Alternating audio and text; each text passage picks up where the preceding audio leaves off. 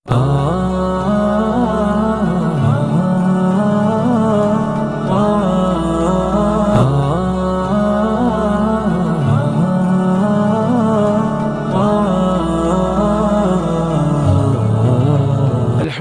وحدہ والصلاۃ والسلام علی من لا نبی بعدہ۔ سلطان نور الدین زنگی صاحب رحمۃ اللہ علیہ آرام فرما رہے تھے اور انہوں نے خواب میں دیکھا نبی پاک صلی اللہ علیہ وسلم تشریف فرمائے ہیں اور دو بندوں کی طرف اشارہ کر کے آپ علیہ السلام فرما رہے ہیں کہ یہ دو بندے ہمیں ستا رہے ہیں۔ نور الدین زنگی نے یہ خواب جیسے ہی دیکھا نیند سے بیدار ہو گئے، اٹھے، اٹھ کر وضو کیا، 2 رکعت نماز جتنی توفیق تھی پڑھی، اور پھر جب لیٹے سونے کے لیے دوبارہ یہی خواب دیکھا۔ پھر اٹھے، پھر تیسری بار جب انہوں نے دوبارہ یہ خواب دیکھا تو سمجھ گئے کہ کچھ مدینہ منورہ میں کچھ بہتر نہیں ہو رہا، کوئی ایسا واقعہ وہاں ہو رہا ہے جو اسلام کے لیے انتہائی نقصان دہ ہے۔ اور انہوں نے اپنے خواب میں ان 2 شخصوں کے حلیے کو اپنے دل دماغ میں محفوظ کر لیا اور وزیر کو بلایا صبح اور کہا کہ مدینہ منورہ کی طرف سفر کی تیاری کریں، اور اپنے ساتھ اپنا لشکر لیا۔ وزیر اور معاہدین اور مدینہ کی طرف عازم سفر ہوئے۔ ہفتہ 1.5 سفر کرنے کے بعد جب مدینہ منورہ پہنچے اور وہاں اپنا دربار لگایا تو گورنر جو تھے مدینہ منورہ کے، ان سے فرمایا کہ پورے علاقے کے لوگوں کو بلایا جائے، میں تمام مدینہ منورہ کے لوگوں سے ملنا چاہتا ہوں۔ اور گویا کہ دعوت کا اہتمام کیا۔ پورا مدینہ سلطان نور الدین زنگی صاحب رحمۃ اللہ علیہ کے پاس حاضر ہوا، انعامات دیے، ان کو ضیافتیں کی۔ آپ دیکھتے رہے سب کو، وہ 2 بندے نظر نہیں آئے۔ ہر بندے کو غور سے دیکھا لیکن وہ 2 بندے نہیں ملے۔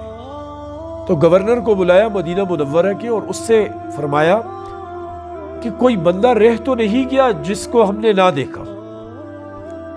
تو گورنر نے کہا سلطان محترم کوئی بھی نہیں رہا، سب جتنے مدینہ منورہ کے تھے وہ یہاں آپ کے سامنے حاضر ہو گئے۔ ہاں 2 مسافر ہیں جو اپنے حجرے میں رہتے ہیں، بہت بڑے ولی ہیں، بہت پرہیزگار ہیں، ہر وقت نماز میں، ذکر و اذکار میں، عبادت میں مشغول رہتے ہیں، اور غریبوں پر، بیواؤں پر، یتیموں پر بہت سارا مال و دولت بھی خرچ کرتے ہیں، سخی بھی ہیں، ہاں نمازی پرہیزگار بھی ہیں، اور لوگوں سے میل جول بھی نہیں رکھتے کہ ان کی عبادت کا وقت ضائع نہ ہو۔ تو سلطان نے کہا نہیں، سختی سے کہا ان 2 کو بھی پیش کیا جائے۔ تو ہرکارے گئے، ان کو لایا گیا، وہ آنا نہیں چاہ رہے تھے لیکن لائے گئے وہ۔ تو جیسے ہی وہ سلطان کے دربار میں آئے، سلطان نے دیکھنے کے ساتھ ہی پہچان لیا اور حکم دیا کہ ان کو گرفتار کیا جائے۔ جیسے ہی گرفتاری کا حکم دیا تو سارے لوگ حیران ہو گئے، علماء، عوام، کہ یہ تو اللہ کے ولی ہیں، یہ سلطان کیا کر رہا ہے؟ گویا کہ ایک نفرت کا ماحول مدینہ منورہ کے اندر پیدا ہوا اور قریب تھا کہ بغاوت ہو جاتی، اور لوگ ان کے حق میں کھڑے ہو کر سلطان کے ساتھ بغاوت کرتے کہ یہ اللہ کے نیک لوگوں کو گرفتار کر لیا۔ سلطان نے ان سے کہا ذرا صبر کریں، عجلت اچھی چیز نہیں ہے، جلد بازی نہ کریں، تحقیق کر لیں، آپ کے سامنے ان کی حقیقت آ جائے گی۔ سلطان نے کہا مجھے ان کی رہائش گاہ پر لے جاؤ۔ سلطان وہاں گئے، گورنر بھی ساتھ، علماء بھی ساتھ، اور گویا کہ سارا مدینہ بھی ساتھ۔ وہاں جب گئے ان کے حجرے میں سلطان داخل ہوئے تو وہاں دیکھا کہ تپائی پر قرآن مجید رکھے ہوئے، اسلامی کتب رکھی ہوئی ہے، اور کچھ مال کا ڈھیر ہے جو وہ غریبوں کو دیتے ہیں، خرچ کرتے ہیں، باقی کچھ بھی نہیں ہے۔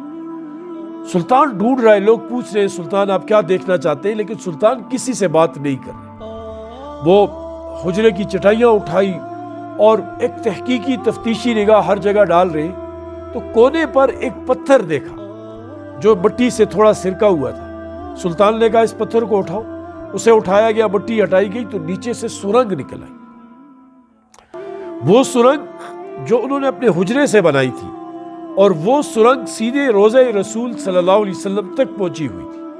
ان کا مقصد یہ تھا، یہ یہودی تھے، ان کا مقصد یہ تھا کہ وہاں سے نعوذ باللہ نبی پاک صلی اللہ علیہ وسلم کے جسد اطہر کو نکال کر یہاں سے ہم لے جائیں گے، اور بعض کتب کے اندر موجود ہے، جیسے شاہ عبدالحق محدث دہلوی صاحب نے لکھا ہے کہ یہ حضرت عمر رضی اللہ تعالیٰ عنہ کی قبر تک پہنچ گئے تھے، اور ان کا جو ہاتھ مبارک ہے وہ نظر بھی آ رہا تھا جب سرنگ سے وہاں گئے۔